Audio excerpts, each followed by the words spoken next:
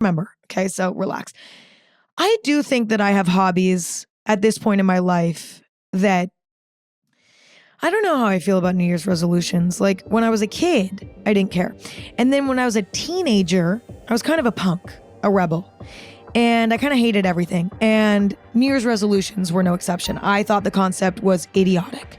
My argument was, if you have something you want to change about your life, change it in the moment. Realize that there's an issue in April. Don't wait until January 1st to figure out what's wrong with your life. Do it throughout the year. Is that a valid argument? Actually, yes. However, I think it's a bit of a nihilistic perspective. It's unnecessarily harsh on the concept of New Year's resolutions. And then in my early 20s, my heart warmed up a bit.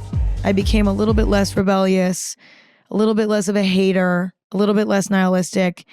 And that's not just towards New Year's resolutions, I would say in general, but it also extended towards New Year's resolutions.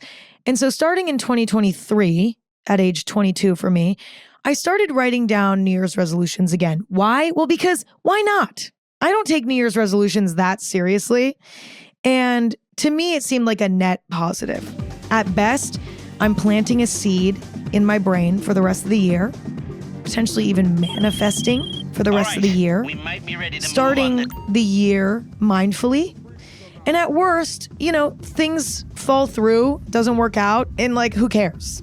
I don't take New Year's resolutions that seriously. So I was like, it's not going to destroy my confidence if I don't fulfill my New Year's resolutions. I'm done spending an obscene amount of money on takeout every week. Done. I'm getting back on track with Factor. Fresh, never frozen meals prepared by chefs. This saves us so much time when we're chasing around our toddler. I can get all the nutrition I need without having to obsess over it. I never run out of tasty, nutritious dinners thanks to Factor. Factor has over 40 different dinner options. Like Protein Plus and Calorie Smart. I never thought eating clean could be this easy and taste this good. I can't believe it has taken me this long to get started.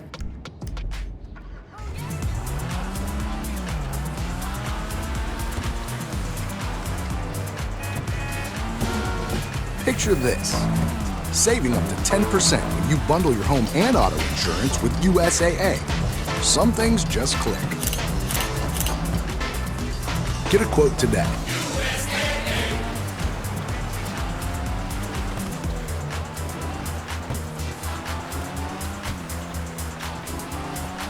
There seems to be no downside. I briefly interrupt this episode to let you know that this episode is presented by Venmo. Okay, hear me out. Apparently, you can earn cash back with your Venmo debit card. All you have to do is join Venmo Stash and boom, you get cash back when you shop at your favorite brands. It's kind of an awesome flex. With Venmo Stash, you can get up to 5% cash back at your fave brands. Just pick a bundle of your go-tos to shop with your Venmo debit card and earn cash back at them. And you're free to mix things up. You can easily swap out your bundle of brands every 30 days. Start earning when you do more with Stash. Venmo Stash, terms and exclusions apply. Max $100 cash back per month. See terms at venmo.me/stash terms. Now back to the episode. I think I've also realized as I've gotten older that as responsibilities pile up in adulthood, it's actually more necessary to do things like make New Year's resolutions, because I know for me anyway, I'll go months in the minutia of my life and forget to sit down and reflect. And I think there is value in moments like New Year's or birthdays to sit down and think and reflect and manifest and plant seeds. Even stuff like the full moon. I have some friends who write down manifestations every full moon. And does it make a difference that it's a full moon? I don't know. But it's an invitation to reflect and manifest and potentially plant seeds in the brain that could blossom into gorgeous flowers. So I don't really think it's a bad thing. However, I don't know if it's really effective. And so going into 2026, I wanted to look back at my past New Year's resolutions and see what worked, see what didn't, and try to figure out where I stand on the whole thing.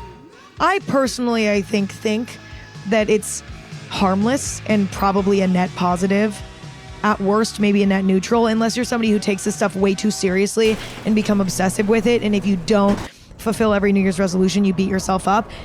I usually beat myself up about stuff. With this, I don't, for some reason. I think because statistically, New Year's resolutions usually fail. Wait, let me Google it. I think it's like really high percentage of failure. Around 80% of people quit their New Year's resolutions by February due to unrealistic goals, poor planning, and a lack of accountability. That makes sense. So many people fail at New Year's resolutions that it makes me feel better if I don't follow through. It's like, well, clearly nobody is. So all good. But perhaps through reflecting on the last few years of New Year's resolutions, I can figure out what kind of resolutions work for me and make a really solid list of New Year's resolutions for this year. So without further ado, let's analyze 2023, 2024, and 2025's New Year's resolutions. Starting with 2023. I was 23 years old, okay? First resolution, find the hobbies that excite me and lean into them. I feel like I should say before I get into this, I can't remember what happened in what years. And I like to think of New Year's resolutions as not necessarily like, this must happen by the end of this year. I like to think of it as like an intention going into life moving forward. So if by now, end of 2025, I've resolved these resolutions, even if it didn't happen by the end of 2023 or by the end of 2024, whatever, at least it happened eventually. And I can't remember when these things sorted themselves out. So I'm just analyzing if these things ever came true, period, end of story. You know what I'm saying? I'm not sticking to the exact goal of the New Year's resolution. By the end of this year, this will be accomplished. I can't remember. Okay, so relax. I do think that I have hobbies at this point in my life that excite me and fulfill me. And I also think I'm flexible with myself about them. Like I have certain things that are a part of my day-to-day life. Like for example, hot yoga. I love hot yoga. I'm obsessed. You know, I do it multiple times a week. I'd consider that to be a hobby. That's something that has become one of my favorite hobbies. I've always been somebody who prefers physical hobbies, exercise, hiking, sports. Like for whatever reason, I've always preferred that type of hobby. I stick to it much better. I have a hard time sitting still, and a lot of more artistic hobbies require a lot of sitting, and I already sit a lot in my life. And so those hobbies tend to stick less, have more fleeting phases. But I even have participated in a lot of sedentary hobbies over the last few years. I've gotten into watercolor, sewing. I did get into guitar for a second and then I quit again. I'm just the worst. I really thought it was going to stick the last time I got into it, and it really did. For over 40 years, wherever great sound is in demand, Sweetwater has provided the gear and the know-how to help music makers sound their best. From your local stage. It's fine though, it doesn't matter. I definitely do feel like I have hobbies in my life. And I think the key to it for me has been letting it be intuitive, not forcing myself to participate in hobbies for the sake of having hobbies. Why is that such a tongue twister? I've just let myself enjoy hobbies when I'm in the mood for them. And I think that was what was getting in the way of me truly enjoying hobbies prior, was that I was forcing myself to participate in them because I was like, I need to do this. I need to have a life outside of my work, outside of my social life. I need to have hobbies. I need to have things that make me dynamic and interesting. And the problem was I was forgetting what the point of a hobby is. It's supposed to be fun. It's supposed to be fun. It's supposed to be enjoyable. And you don't have to participate in a hobby every single day to enjoy it and to have it be one of your hobbies. You can enjoy it whenever you're in the mood. Sometimes I go through, a sewing phase. Sometimes I go through a watercolor phase. Sometimes I go through like a fashion phase where I just want to like research fashion. Sometimes I'm too tired for hobbies altogether. It doesn't matter. There's no rules when it comes to hobbies.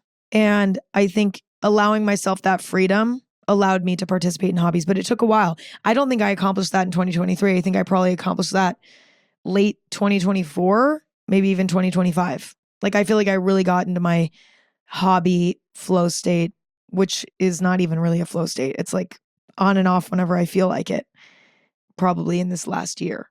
Okay, New Year's resolution 2023, number 2.